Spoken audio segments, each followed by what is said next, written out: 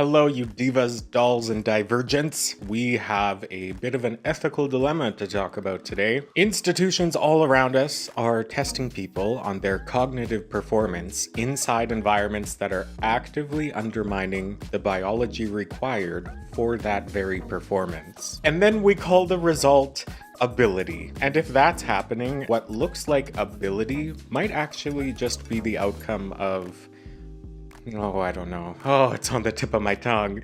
Exhaustion.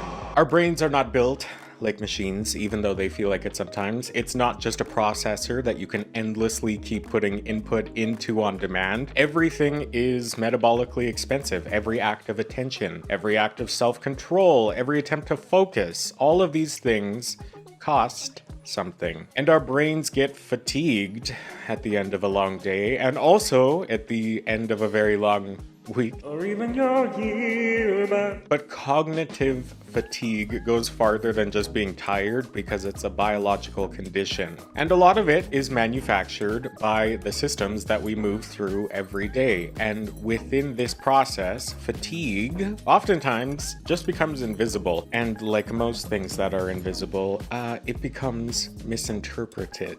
People who are overloaded get reframed as enable, and a structural problem gets reallocated to the individual. In chapter 1, we're going to talk about the body and what the nervous system itself is actually going through, how authority and constant surveillance shape our physiology. And in chapter 2, we are going to talk about time. Yes, that time. Not the Scarborough Fair, parsley, sage, rosemary in time. We're going to talk about time, capital T time, because the pacing of our world matters just as much as everything else. And we'll look at what happens when biological processing speed collides with institutional timing, and why being on time usually has more to do with compliance than understanding. Yikes, dude. Then in chapter 3, we're gonna switch to something that's even harder to see. We'll talk about the invisible people with invisible effort and invisible cognition, and why some people are just hard to read within a system that was never designed to see them. And then in the conclusion, we'll back out, as we usually do, and talk about how these things like fatigue, compliance, time pressure, invisibility, all of these things transform different learners into different people. And that's really the key. I have a main question that I'm attempting to answer throughout this episode. I keep having this experience while I'm thinking about this question. Like, I can be here deep in a flow state, see my episode on flow state, and then suddenly it all just drops off and I can't find my way back into the idea. Like, how do you hold a moonbeam in your hands? So if you hear this question and you glaze over, please just trust me, because my goal in this episode is at some point to have you holding that moonbeam in your hands, if only but for a moment. Here's my question. Is school about supporting who students are or regulating how they act? Detox starts now. Am I even reading the right script? Yeah, I'm reading the right script.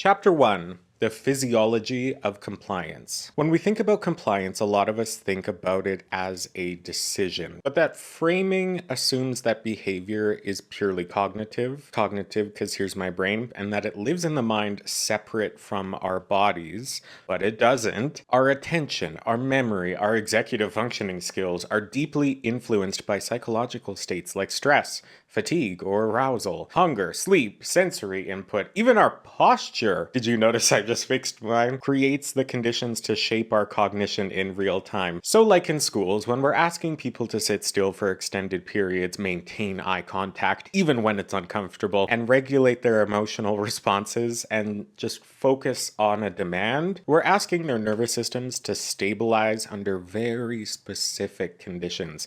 And not all nervous systems can do that equally, especially when authority is involved. Research on stress and cognition has demonstrated that perceived evaluation or authority can activate our stress response systems, altering our attention and our executive functioning skills. So when the brain detects even a mild social threat like being watched or judged or corrected. All of those things relate to authority. It doesn't even have to happen, but if your brain senses it as a possibility, it reallocates resources towards vigilance and self-protection rather than just exploring and trying to learn. So imagine you're trying to learn a new concept while part of your brain is screaming at you, am I doing this right? Are they looking at me? Am I going to be corrected? Who's judging me right now? Why are they laughing? All of those things are learning under evaluation. And as you can assume, that is not where learning can happen in its most effective form. And it can even come down to where a leader is looking, because the gaze of a leader can act as a regulatory force. Being watched increases our self-monitoring and alters our performance. So that creates a split where you're no longer just thinking about the task, you are thinking about how you look while doing the task. See my episode on systems where we talk about the paradox of optics. I don't know why I keep whispering to you like this is a secret. Brr.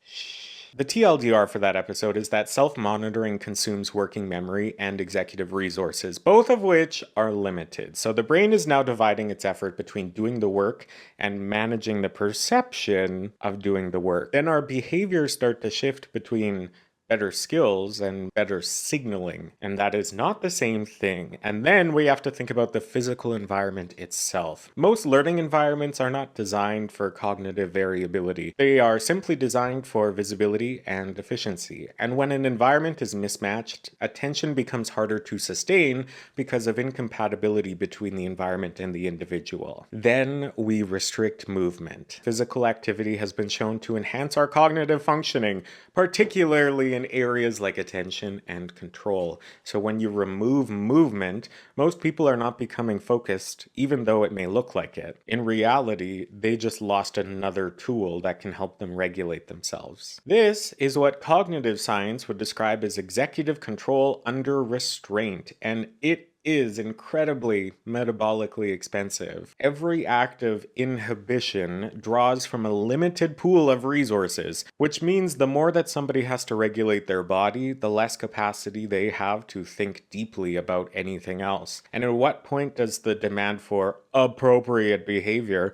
begin to interfere with the very learning it is supposed to support?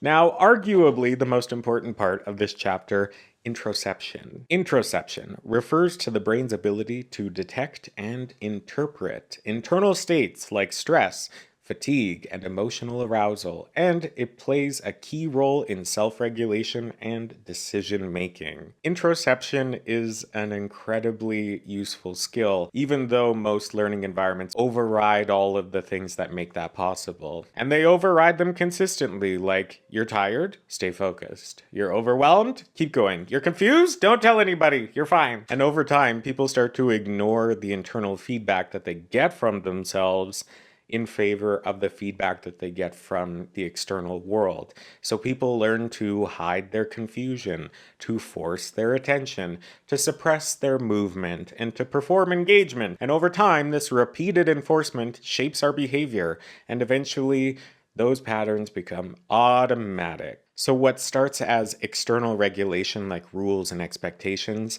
these things become internal regulation, meaning that we just do it to ourselves. We actually don't need those outside forces anymore. We've practiced it enough that we just automatically do it without thinking about it. So the lesson that people are learning during this process is ignore your body.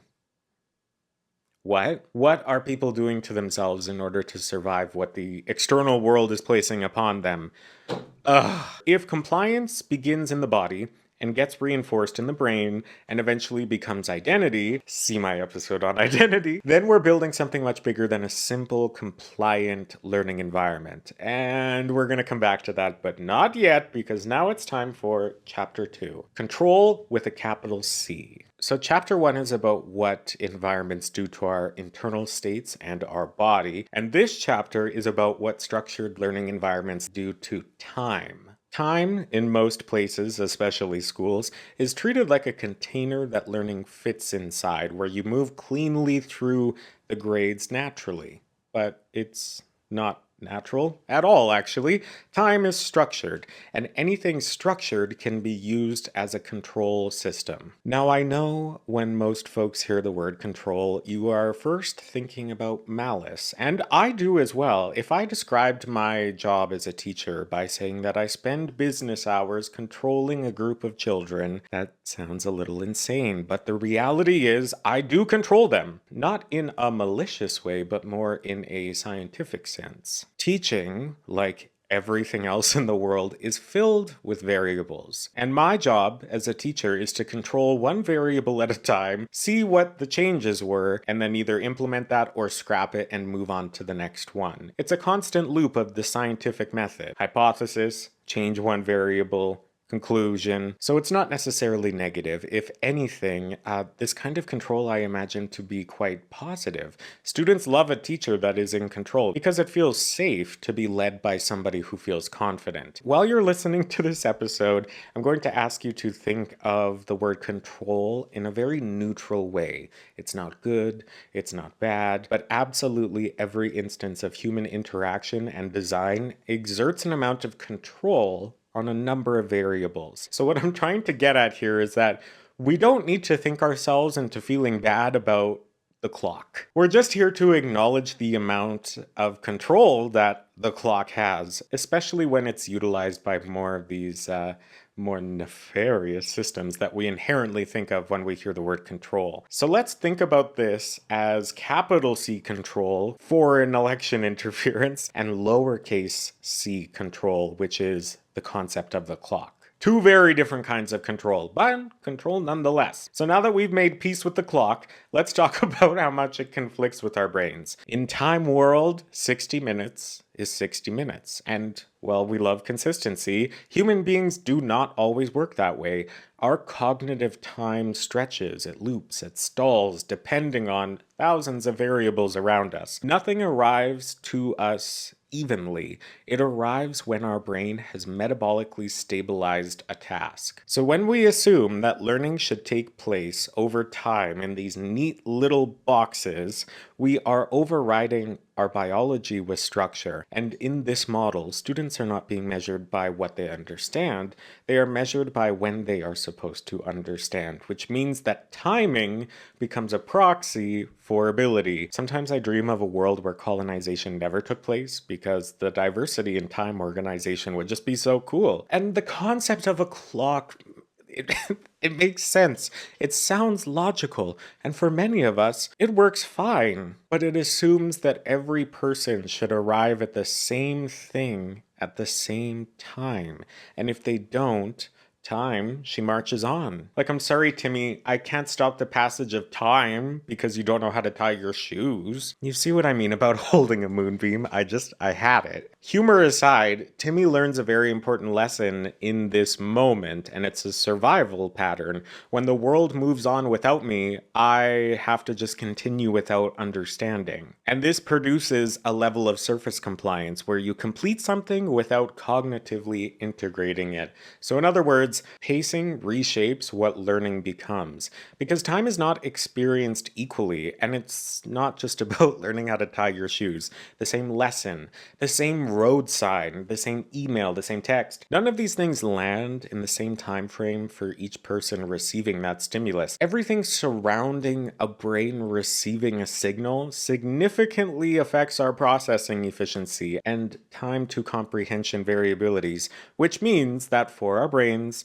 60 minutes is not 60 minutes when it comes to cognitive space. But we can't really adjust it when we have a schedule to follow. So all of us just end up rushing to the finish line. And this is a problem because rushing becomes a baseline condition of most systems, especially educational ones. Lessons are designed to fit time blocks, transitions are scheduled regardless of whether they're appropriate or not, assessments are timed to standard progression points.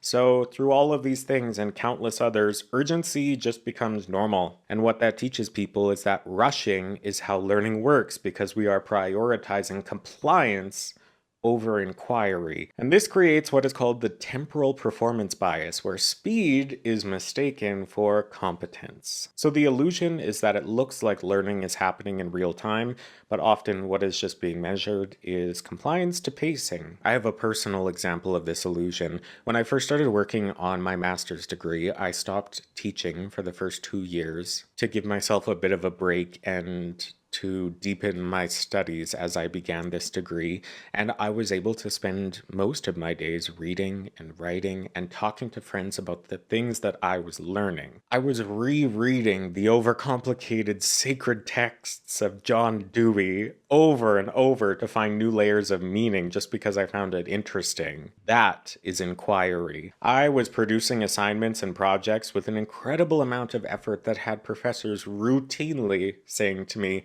"David, this is amazing, but do you sleep?"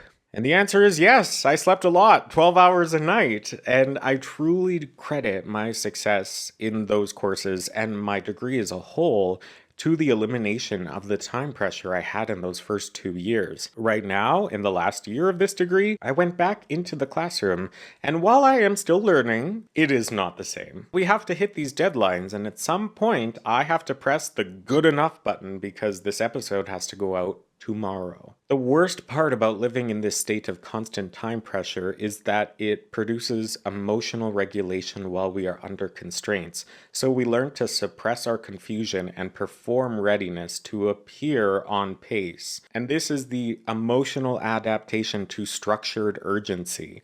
And research on stress and self-regulation shows that chronic time pressure reduces cognitive flexibility and increases reliance on performance-based coping strategies. Performance-based coping strategies is indeed going to be the title of my biography. Okay, to finish this chapter, when attention is no longer exploratory, the brain has adapted to time scarcity. So when urgency becomes constant, attention becomes directional, and what it's directed to is not understanding, it's finishing. Chapter 3, Invisible Students and Invisible Thinking. There are people in every learning environment who are thinking constantly and yet remain functionally invisible within that environment. They are processing internally, taking longer to stabilize ideas, or just choosing not to externalize until their thinking feels fully formed. And none of these things are deficits in their cognition, but in a system that prioritizes output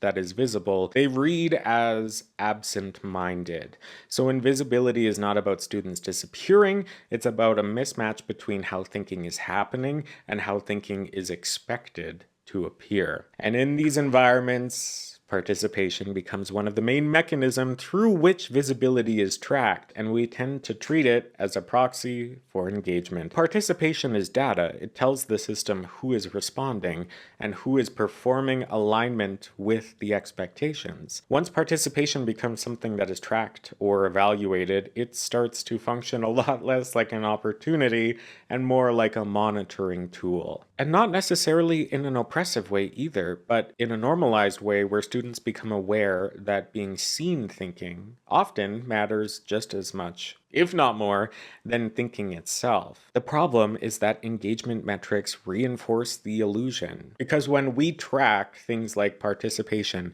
completion, attentiveness, responsiveness, all of these things begin to stand in for actual thinking and cognition. So just because you are engaged does not mean that you are learning. Assessing engagement and thinking that you are assessing learning, that is just a surface level approximation. It is not the same thing.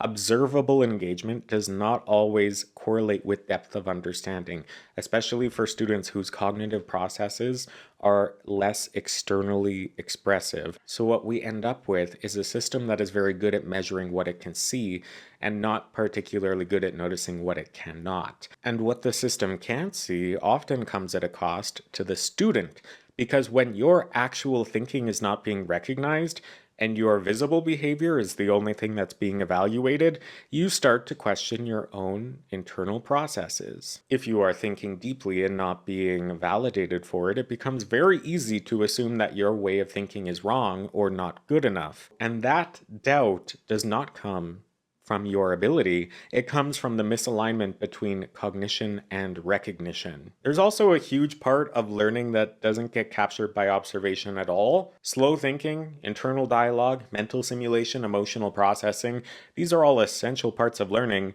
but they leave very little visible trace. So systems that rely on observation inherently miss these forms of cognition because they are not easily measurable. So we end up labeling people as hard to teach, when in many cases they are just hard to recognize within the constraints of the system. Their way of thinking doesn't cleanly map onto the signals that you recognize. So the issue is framed as a problem with the student rather than a limitation of the environment. There is a massive amount of cognitive labor that is happening in every learning environment that is completely invisible. People are managing visibility, regulating their own behavior, monitoring themselves, translating their thinking into acceptable forms that people will understand, and navigating so many systems that weren't necessarily designed to see them fully.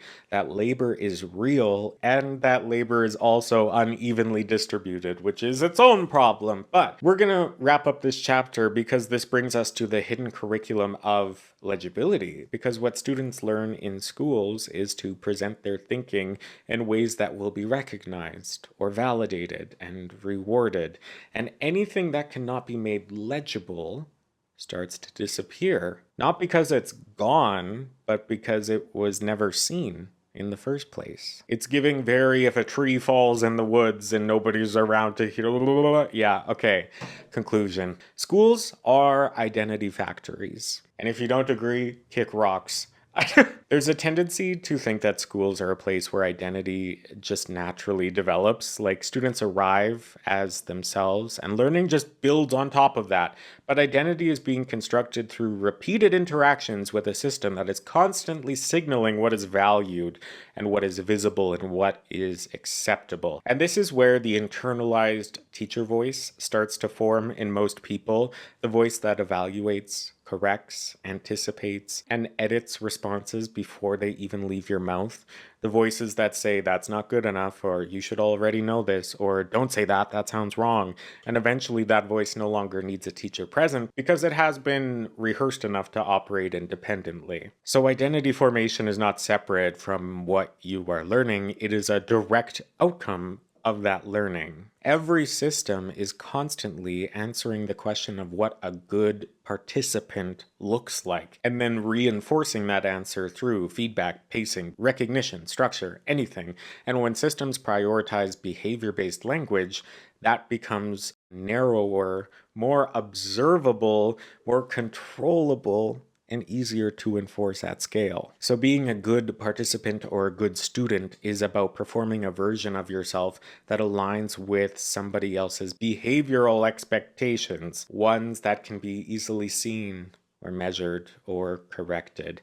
And we see the shift happening explicitly in policy, like in Alberta's Bill 25, an act to remove ideology and politics from schools. And listen, man. So the United Conservative Party of Alberta has proposed an amendment, or edits rather, to the Education Act. And currently, in the Education Act, there is a phrase that repeats itself so many times, probably 20 throughout the entire document. And it all has to do with creating an environment where students feel welcoming, caring, safe, and respectful. Those are the four main themes that come out of the Education Act. But the United Conservative Party is attempting to replace some of the language. So currently the Education Act answers the question, what is school for, with this answer: welcoming, caring, respectful learning environments that respect diversity and nurture a sense of belonging and a positive sense of self. But the proposed edit of this very phrase in the Education Act by the UCP is to change it to safe and caring environments that foster respectful and responsible behavior. Surface level sounds fine, really. Like those things can be interchanged and still essentially have the same meaning, but they are not equivalent at all. The way that our Education Act is currently framed is that school is oriented around the internal experience of belonging and identity and psychological inclusion. but the proposed edit is about external regulation. It's all about behavior and responsibility and conduct. And this distinction is quite large, especially when you place it inside of what we already know about these time-structured systems. Educational psychology consistently shows that a sense of belonging is not optional in learning environments. It is directly tied to academic performance. So when policy language removes belonging as an explicit priority, that's not neutral. It is removing a condition that supports the act of learning itself. And at the same time, behavior-focused frameworks tend to rely on things that can be evaluated quickly and consistently across large groups, and that aligns very cleanly with time-pressured systems, because you can assess behavior on schedule, while internal states like identity and safety or belonging, these things require time to understand, and they can't be measured with nearly the same amount of immediacy. This is where our connection to time becomes critical in a system already structured around fixed pacing, deadlines, and constant transitions. Shifting the focus from identity to behavior effectively lowers the system's need to account for cognitive variability. If a student is struggling internally, that takes time to recognize by the system and even more time to respond to. But if the standard is just behavior, hey, the system doesn't need that time. It only needs visible compliance in the moment, and then we just keep kicking the can down the road. And then I wonder what gets deprioritized when safety is defined primarily in terms of behavior rather than in terms of feeling like you belong, because that's not the same condition at all. A classroom can be completely quiet and still be psychologically unsafe. A student can be complying with your orders but still be overwhelmed and not learning. A system can look orderly but still be excluding people at the level of identity. So once identity-based language is taken out of policies like the Education Act, accountability for those internal states like identity and safety become harder to maintain, because systems can only be held responsible for what is explicitly named and thereby measured. So when Alberta Bill 25 attempts to shift the language in the Education Act in this way, it is narrowing the definition of what schools are responsible for producing. It moves from supporting who students are to how students act.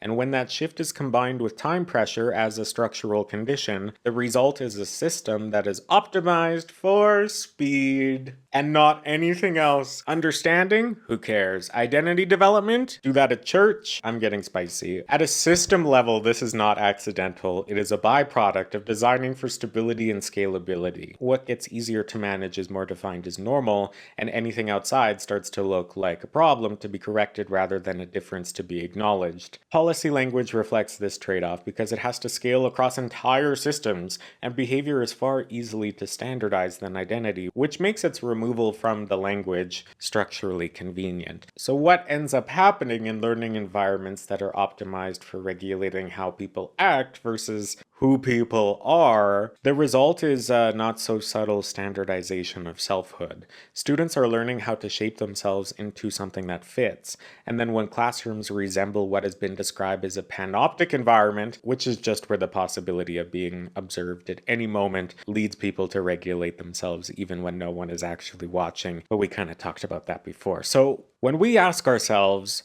what is happening in schools, we can't just ask what is being taught. We have to ask what those schools are producing. The outcome of schools is not simply educated people. The outcome of schooling is for students to be able to see themselves within their world. And when the language of the system makes this shift from identity to behavior, we are watching a broader redefinition of what schooling is actually for. And at that point, it begs the ethical question: what kinds of people is our system creating? And are those outcomes intentional, acceptable, or even fully understood at this point? Because if the cost of fitting into the system is the suppression of how you naturally think, then what we are calling success might be something different entirely. It might just be the cognitive toll of compliance. See how I did that? That's showbiz, baby! Thanks so much for getting to the end and watching. I hope you liked it. Let me know what you think in the comments, and I will see you in the next one real soon. Goodbye, weirdos. Hello, welcome to Great Clips.